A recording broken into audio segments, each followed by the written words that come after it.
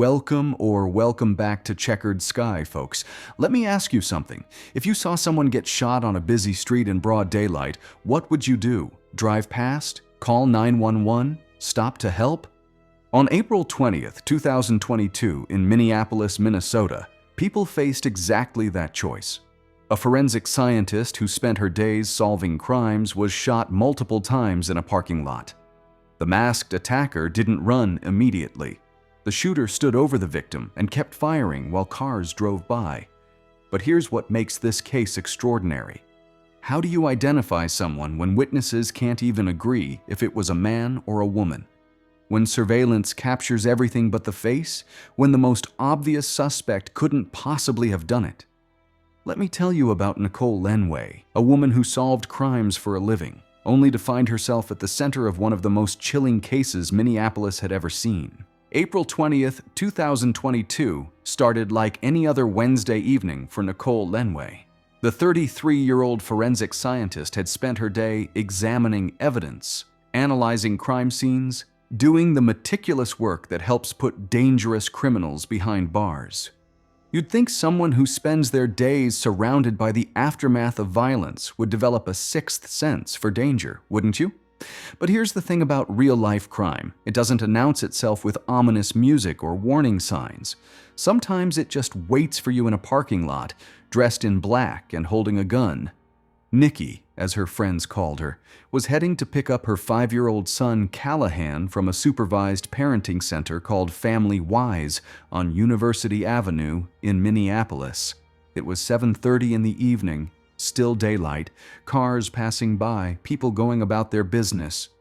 The kind of ordinary moment that should never turn into a nightmare. But someone had been watching. Someone had been waiting.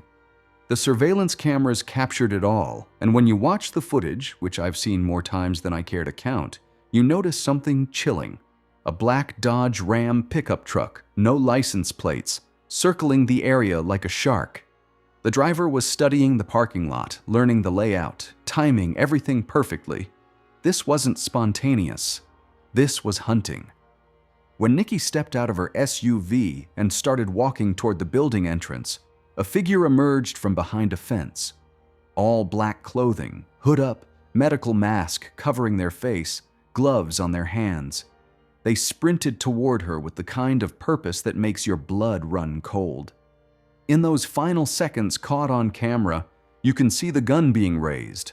The shots rang out in broad daylight. Right there on a busy street, cars kept driving past as the attacker stood over Nikki and fired multiple rounds. Can you imagine being in one of those cars, maybe adjusting your radio, thinking about dinner while someone is being executed on the sidewalk next to you? But here's where this story takes its first unexpected turn.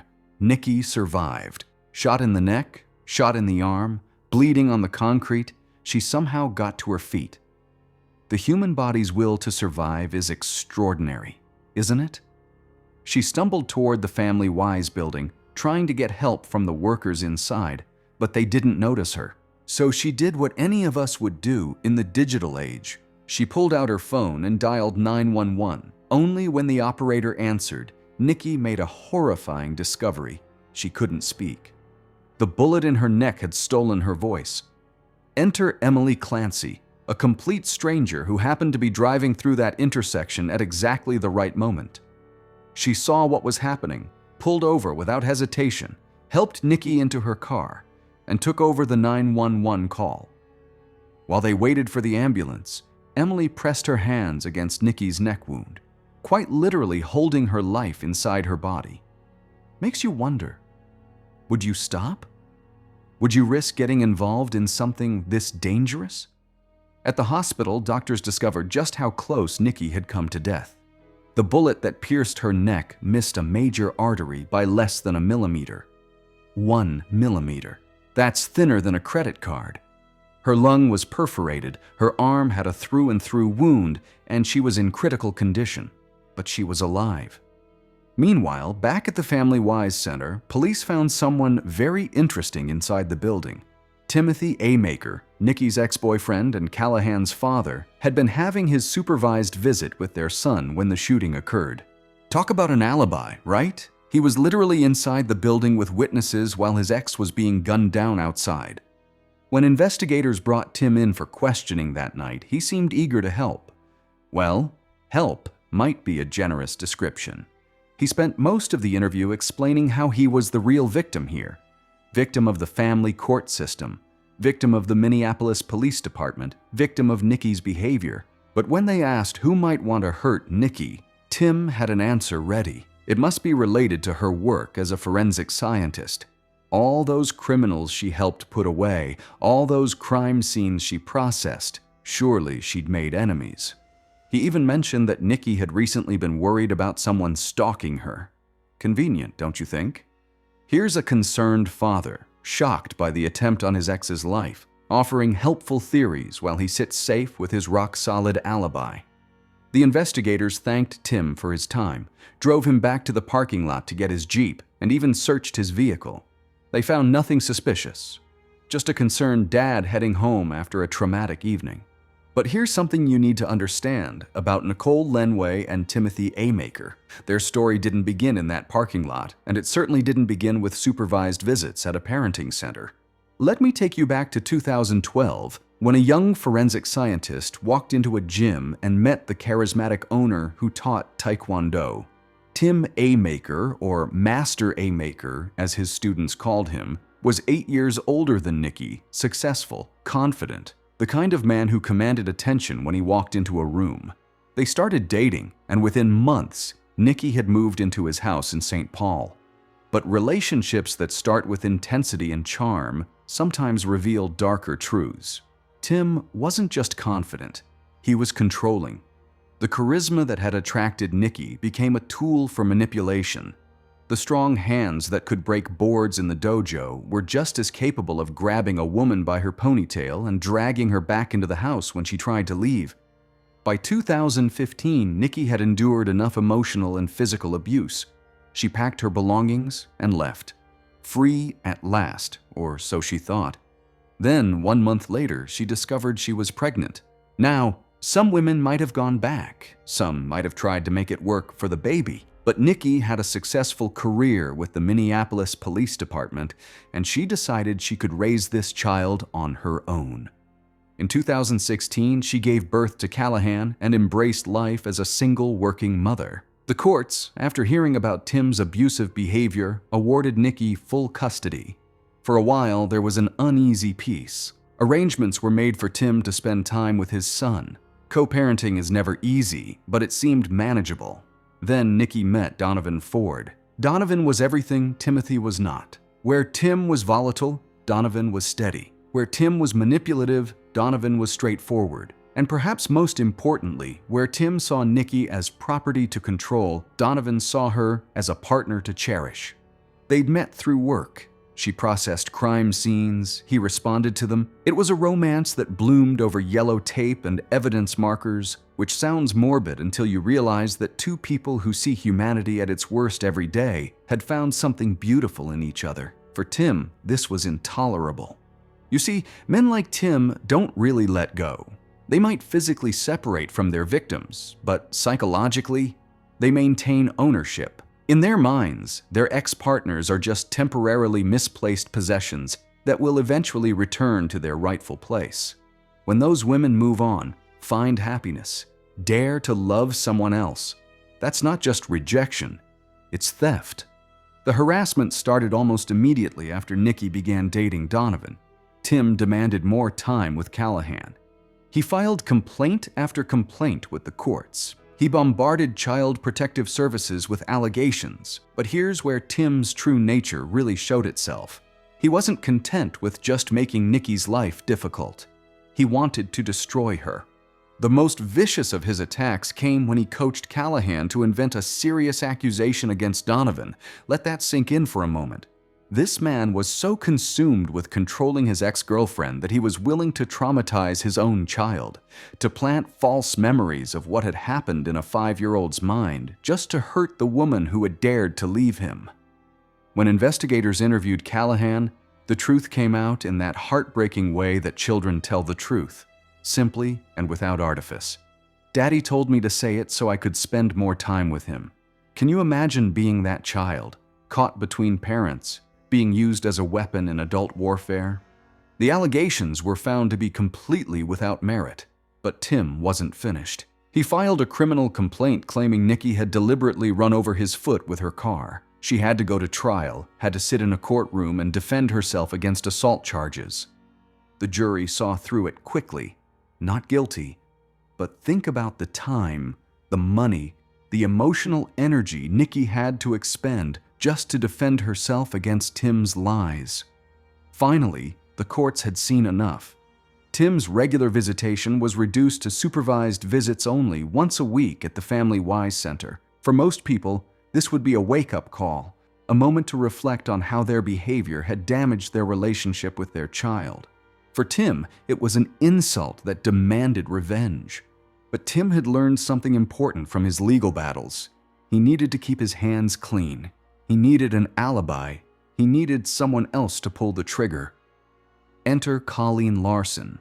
When Nikki left Tim's house in 2015, she probably didn't give much thought to the 18-year-old girl who moved into the spare room shortly after. Why would she? Colleen was just one of Tim's Taekwondo students, someone who needed a place to stay. But Colleen Larson was so much more than that, and so much less than she could have been. She'd started training with Master A-Maker when she was just 12 years old.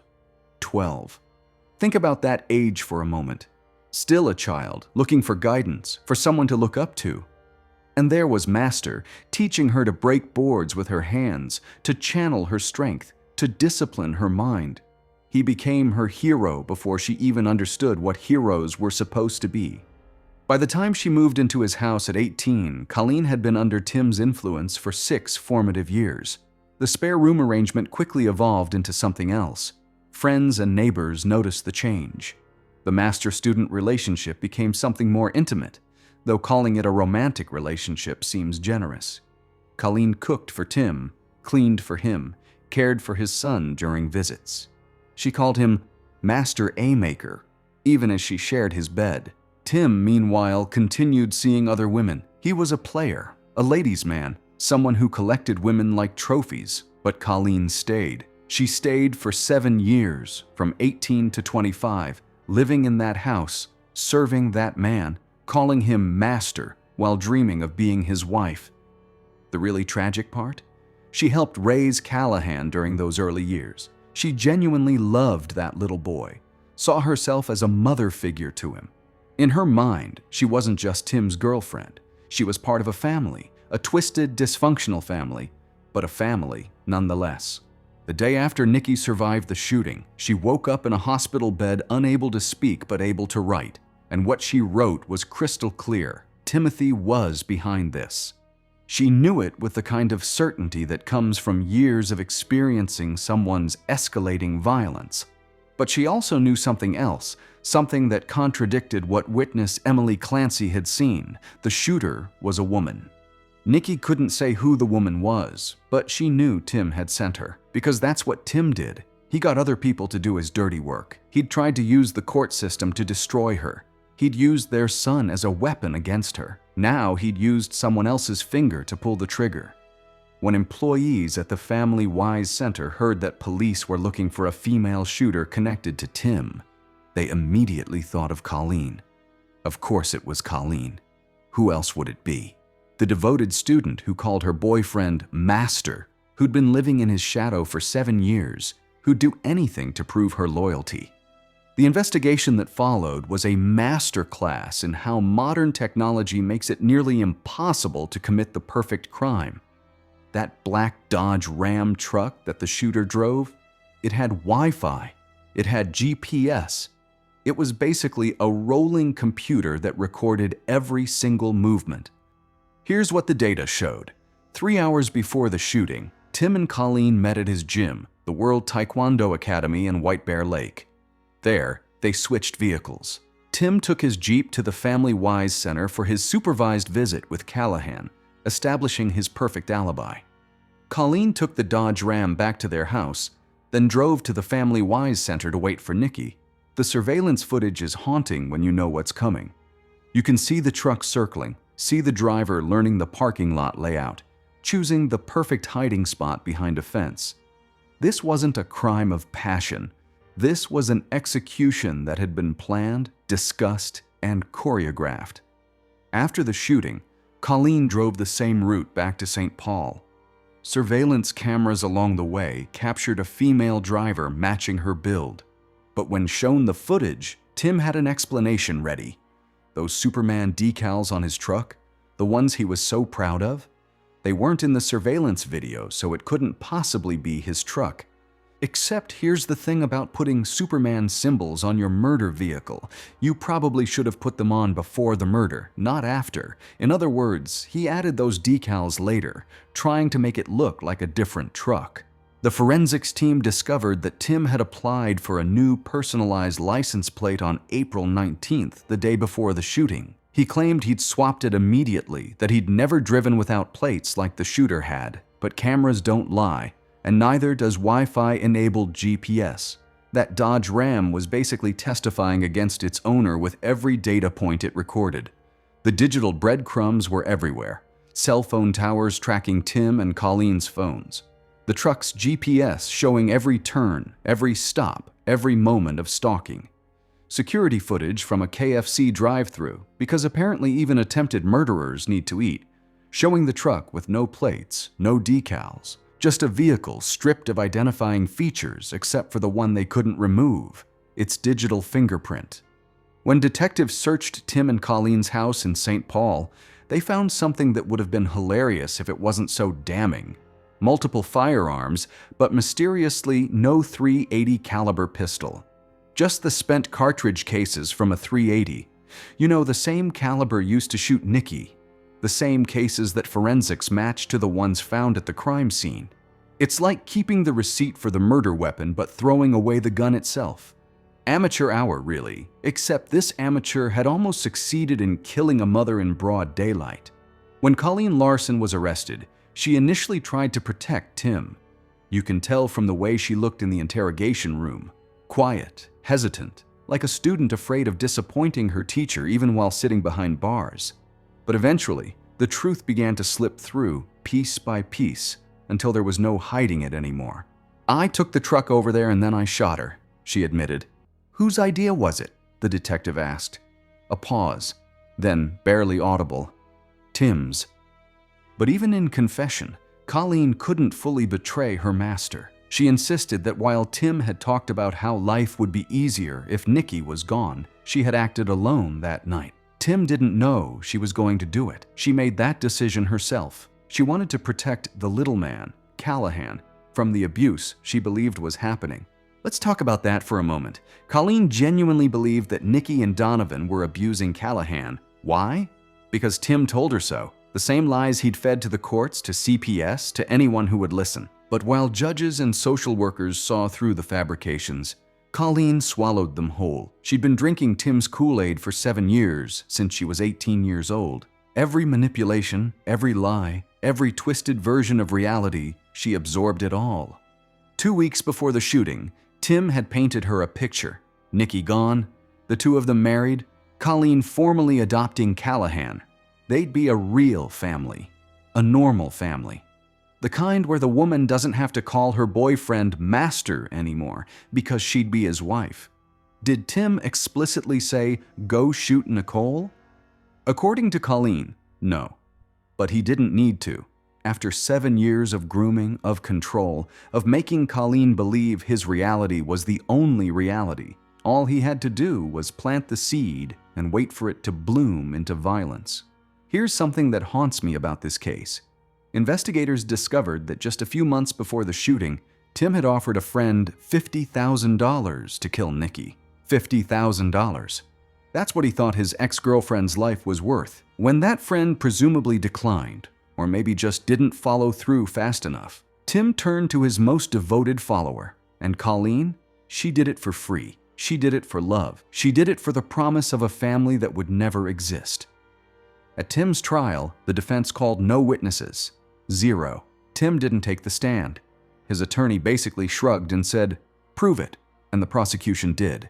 They had the GPS data, the cell phone towers, the surveillance footage, The matching shell casings, Colleen's confession, the history of abuse, harassment, and escalating violence. They had everything except a signed confession from Tim himself, and honestly, they didn't need it. The jury came back quickly, guilty of attempted murder in the first degree. At sentencing, Nikki, now Nicole Ford, having married Donovan, spoke to the court. She asked that her face not be shown on camera, still fearful even with Tim behind bars. Her words were measured but powerful. It has been over 5 years of threats and harassment preceded by another 5 years of mental, physical, and emotional abuse. I fear for the day he is ultimately released. He will not stop. He is self-serving, and I know losing this battle will only fuel his rage further. Even facing life in prison, Tim remained defiant. No remorse, no acknowledgement, just more claims of victimhood. Over 100 witnesses listed, and not one person could say that they saw me do anything, he complained. Me and Mr. Reed still to this day question why I'm still sitting here. Why? Because you orchestrated an attempted murder, Tim. Because you turned a young woman into a weapon and pointed her at your ex-girlfriend. Because you thought supervised visitation was an insult that demanded blood. The judge gave him 18 years, not life, but 18 years. In 2040, Timothy could be a free man. He'll be 60 years old, still young enough to hold a grudge, still young enough to plan revenge. 2 weeks after Tim's conviction, Colleen Larson pleaded guilty. No trial, no deal, just a guilty plea to attempted murder. At her sentencing, the courtroom wrestled with a complicated question. How much responsibility does someone bear when they've been groomed and manipulated since childhood? When their reality has been so warped that they believe they're saving a child by murdering his mother? And that's the crux of it, isn't it? Where does manipulation end and personal responsibility begin? Colleen wasn't a child when she pulled that trigger. She was 25 years old. She'd been living in the adult world for 7 years. She chose to put on dark clothing. She chose to drive that truck. She chose to hide behind a fence.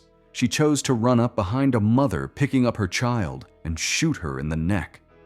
Nikki spoke at Colleen's sentencing too, and her words cut through any sympathy one might feel for the young woman. She has admitted her intent and her eagerness to follow through with such violent and traumatizing actions that fateful day. She stood over me, which felt like only inches away, continuing in her attempts to end my life, even pursuing me after I fled from her. But here's what really gets me. Even after everything, even after being arrested, even after pleading guilty, Colleen remained loyal to Tim.